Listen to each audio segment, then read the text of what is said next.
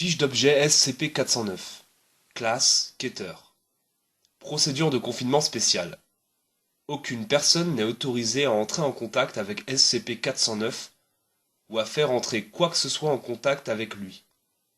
Toute chose entrant en contact avec SCP-409 ainsi que tout appareil ayant permis le transport de l'objet doivent être mis en quarantaine immédiatement. SCP-409 doit rester dans une cellule de granit en toutes circonstances. Tout déplacement d'SCP-409 doit être fait en le transportant dans un conteneur verrouillé, fait entièrement en granit. Les résidus des objets ayant été contaminés par SCP-409 doivent être enfermés aussi vite que possible dans un conteneur en granit. La même chose s'applique pour tous les outils ayant aidé à apporter les résidus dans le conteneur. Description. SCP-409 ressemble à un large cristal de quartz d'une hauteur d'environ 1,50 m et d'une largeur d'environ 0,6 m. Tout objet entrant en contact avec SCP-409 commencera à se cristalliser après 3 heures. Cet effet se produira pour n'importe quel matériau à l'exception du granit.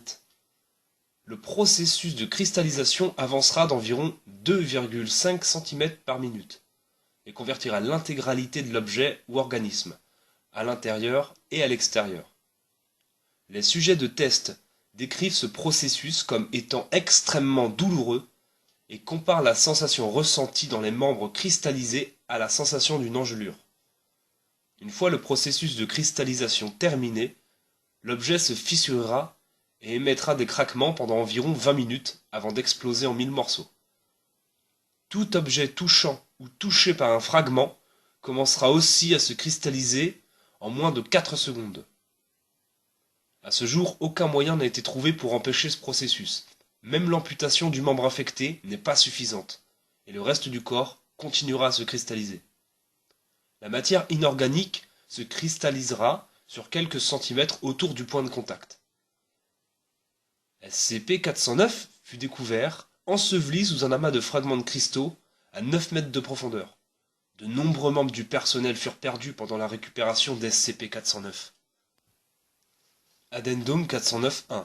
Après une proposition du Conseil O5, le sujet de test 409-D5 fut exposé aux effets d'SCP-409 et fut laissé dans la cellule de celui-ci, jusqu'à ce que plus de la moitié de son corps soit cristallisé. Après cela, il fut soigné avec une pilule d'SCP-500. Le sujet fut entièrement soigné après 9 jours. Celui-ci expliqua qu'il continuait à ressentir de fortes douleurs dans les membres qui avaient été cristallisés, en dépit du fait qu'il était apparemment soigné. Les douleurs s'arrêtèrent 13 jours après le début du traitement. Il est impossible de savoir si les douleurs du jour 9 au jour 13 étaient réelles ou psychologiques. Addendum 409-2. À ce jour, aucun test n'a apporté d'informations supplémentaires concernant la raison pour laquelle la cristallisation se produit. Il ne semble pas y avoir de différence entre SCP-409 et du quartz normal, mis à part ses effets. Le processus de cristallisation de SCP-409 est très semblable à la cristallogénèse, avec laquelle un cristal naturel est ajouté à une solution sursaturée, amenant le cristal à s'étendre dans la solution.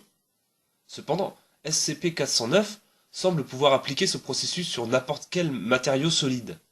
Il ne nécessite pas de rester en contact avec l'objet. Il est jusqu'à maintenant impossible de comprendre comment ce processus fonctionne.